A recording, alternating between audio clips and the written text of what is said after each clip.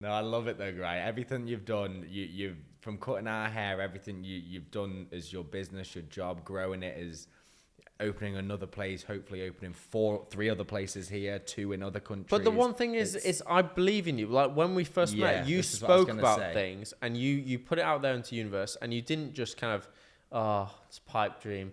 You put it into effect. And for somebody to write a business plan, it does take a good 6 months, a year to get the business plan ready before you even show anybody, present it. Then you move on to capital. Then you move on to getting a space. Like, you've implemented every step. And that's one thing that I do appreciate you as a business person, more than just you as like awesome barber. Yeah, absolutely. I think a lot of things come through. Like, a lot of people give up in the very beginning. Where, you know, you even starting to write in the business plan, and then you're halfway there, and then you struggle, and then you just stop, right?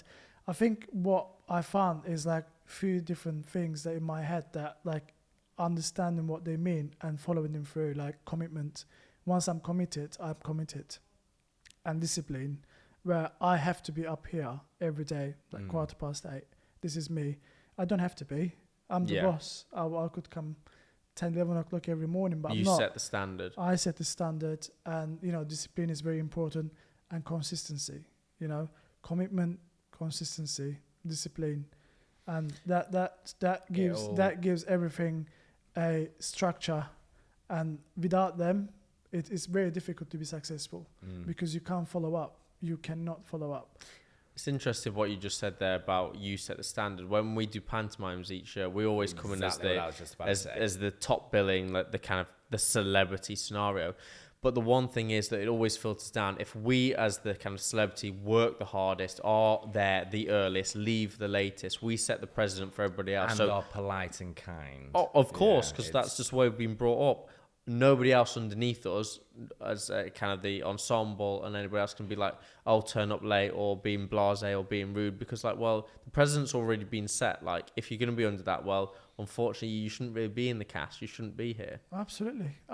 So important. Like, I think even in our job, like with the other barbers as well, when we have like team meetings and stuff, we talk about consistency so much, because you try so hard to get the shot where it needs to be, up there. Everyone's talking about it, creating an amazing reputation.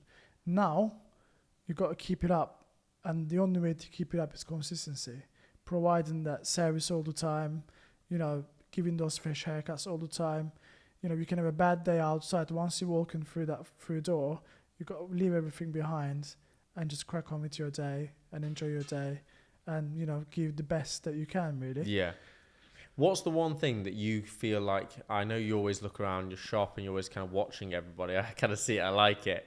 But the improvement that you feel like you could do in here, what's the one thing you'd want to do more in here?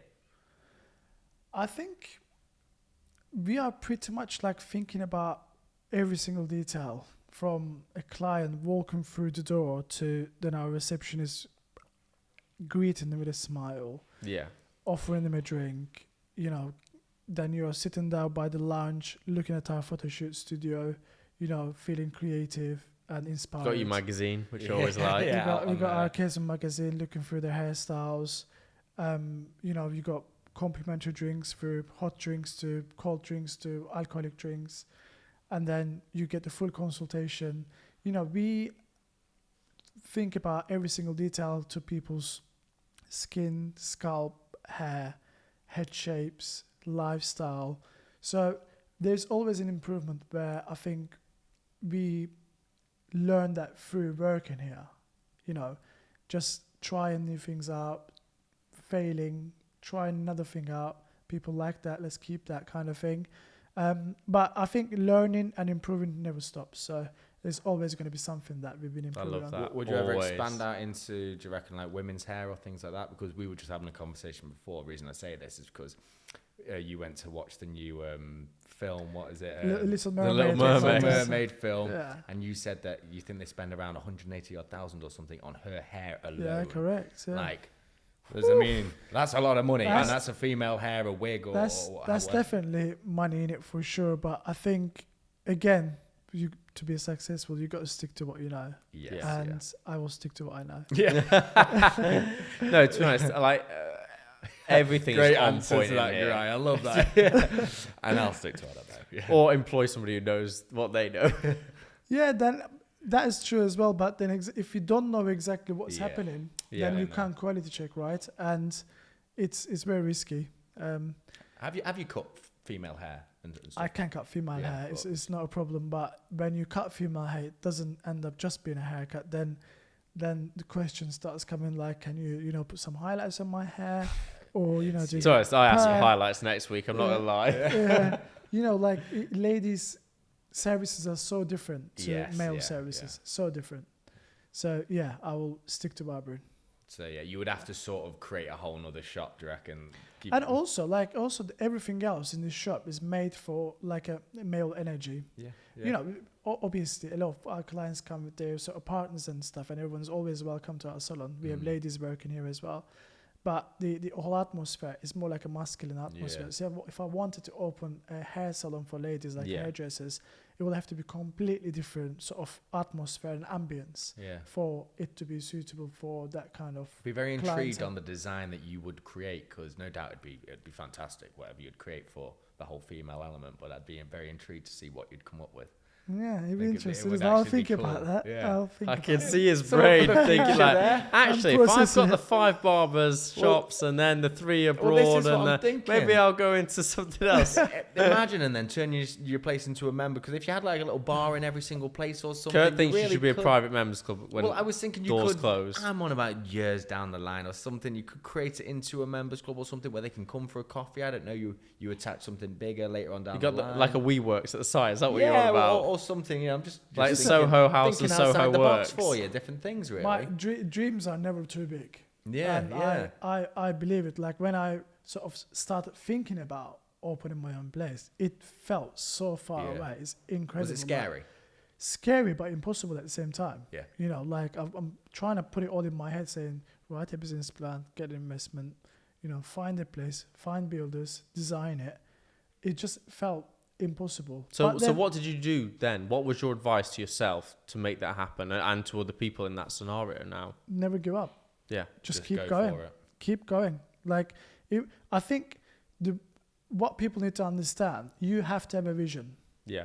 You can cry out loud that you think you want to do this, you want to do that. If you don't have vision, you're just swimming against the current. That's basically it.